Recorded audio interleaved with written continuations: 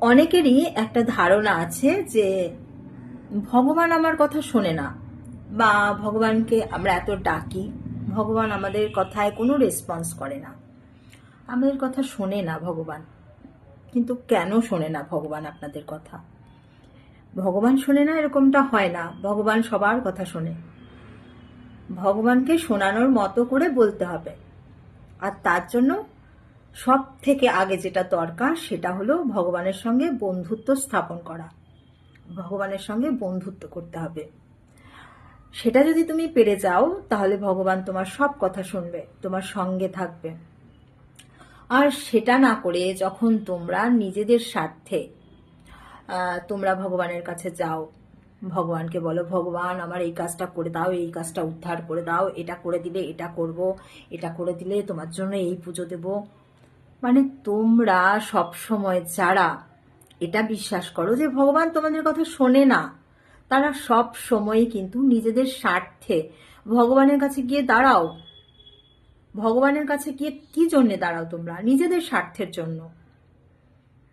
তো সেই জন্য ভগবান কিন্তু তোমাদের কোনো কথাই শোনে না।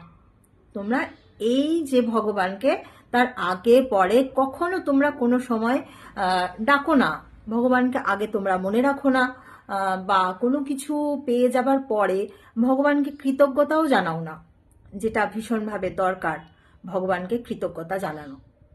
তো কোনো কিছু যখন তুমি পেয়ে যাচ্ছ তার জন্য ঈশ্বরকে সব সময় কিন্তু থ্যাংক ইউ জানানো দরকার, ধন্যবাদ জানানো দরকার। হয়তো তুমি সেই কাজটার জন্য পরিশ্রম করেছো, তুমি মনে ভাবতে পারো যে আমি এই কাজটার জন্য এত পরিশ্রম করেছি, তাহলে আমি ঈশ্বরকে কেন আমি থ্যাংক ইউ বলতে যাব? ঈশ্বর যদি তোমাকে সহযোগিতা না করত, তোমাকে মনোবল না দিত, তোমাকে শক্তি না দিত, তোমার সহায় না থাকতো, তাহলে তুমি কোনো কাজ করতে পারতে না। তাই যে কোনো কাজ, যে কোনো সাকসেসের পর তোমাকে অবশ্যই ঈশ্বরকে থ্যাংক ইউ বলতে হবে, তবে গিয়ে ঈশ্বর তোমার কথা শুনবে। আর সেটা না করে কিছু মানুষ শুধুমাত্র নিজের প্রয়োজনে ঈশ্বরের কাছে গিয়ে দাঁড়ায়, ঈশ্বরের কাছে গিয়ে প্রার্থনা করে। তো এটা করলে কখনো হবে না। ঈশ্বরকে তুমি যদি নিজের বন্ধু করতে পারো, বা নিজের সব সাকসেসের পর ঈশ্বরকে কৃতজ্ঞতা জানাতে পারো, তাহলে কিন্তু ঈশ্বরকে সব সময় তোমার সঙ্গে পাবে, পাশে পাবে।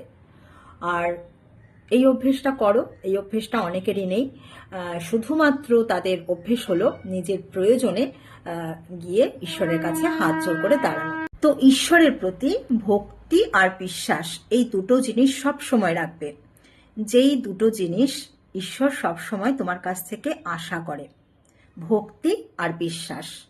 তোমরা যে এই যে ঈশ্বরকে অনেক রকম ঘুষ দেওয়ার কথা চিন্তা করো, এটা করে দাও ঈশ্বর, ওটা দেব, এটা করে দাও ঈশ্বর, তোমাকে এই বলি দেবো, ওই দেবো, এত কিছু ঈশ্বর তোমাদের কাছে চায় না।